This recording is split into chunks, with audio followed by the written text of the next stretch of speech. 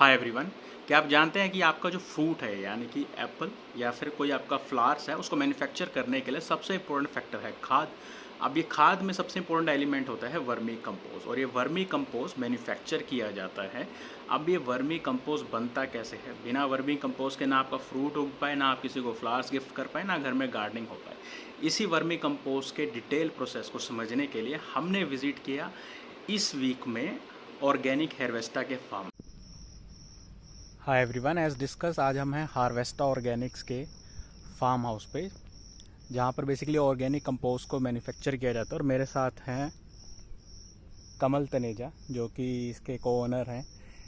ये पूरे प्रोसेस के बारे में हमें समझाएंगे कि बेसिकली ऑर्गेनिक कंपोस्ट बनता कैसे है और ऑर्गेनिक कंपोस्ट के अंदर क्या क्या इंग्रेडिएंट्स रहते हैं, क्या टाइम टेन्योर है। सबसे इम्पोर्टेंट पॉइंट कि जो आप डे टू डे लाइफ में रेगुलर फ्रूट से लेकर डे टू डे लाइफ में जो आप कुछ फल सब्जियां कंज्यूम करते हैं या अदरवाइज भी ऑर्गेनिक कंपोस्ट का कहाँ कहाँ यूसेज है। हार्वेस्टा ऑर्गेनिक्स की लोकेशन सीवन एक कैथल हरियाणा के पास एक टाउन है, उसके अंदर लोकेटेड है ये। और बाकी का प्रोसेस हम समझेंगे कमल तनेजा से। तो हेलो हाय, मेरा नाम कमल तनेजा है। तो आज हम यहाँ पे फार्म हाउस में आए हुए हैं। तो यहाँ पे हम पूरा का पूरा प्रोसेस समझेंगे कैसे वर्मी कंपोस्ट का काम किया जाता है।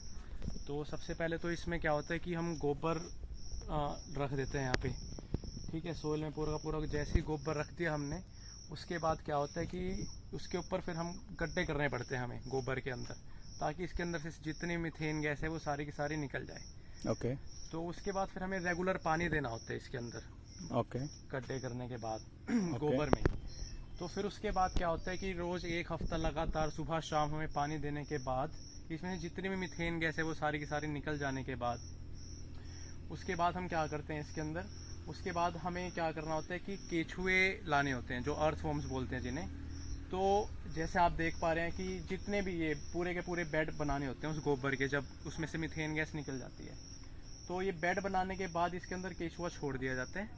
केचुआ छोड़ने के बाद उसके ऊपर या तो आप पराली से या फिर केले के पत्ते से, मतलब आपको एक तरीके की छांव देनी है, ताकि जिससे कि वो जो अर्थ वोम्स हैं वो खा खा के वो वर्मी कंपोस्ट बना के 3 महीने में तैयार कर दें।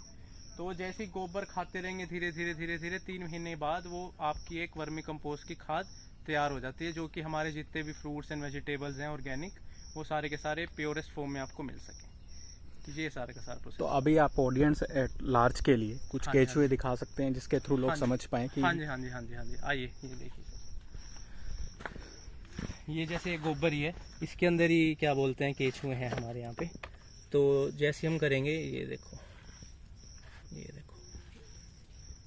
ये केचुआ है पूरा का पूरा। तो ये हमें का पूरा एक केचुआ है, ये हमें गोबर के बेड में छोड़ने होते हैं और ये 3 महीने का प्रोसेस लेते हैं। तो बेसिकली केचुए सबसे इम्पोर्टेंट एलिमेंट है हाँ जी कंपोस्ट को जनरेट करने के लिए। जी। और आई गेस इनका रीबर्थ भी, जैसे मेरे को हाँ जी बताया कि ये रिप्रोड्यूस काफी हाँ जी पेस पे करता है और हाँ काफी ज्यादा रिप्रोडक्शन रहती है केचुए की। हाँ जी।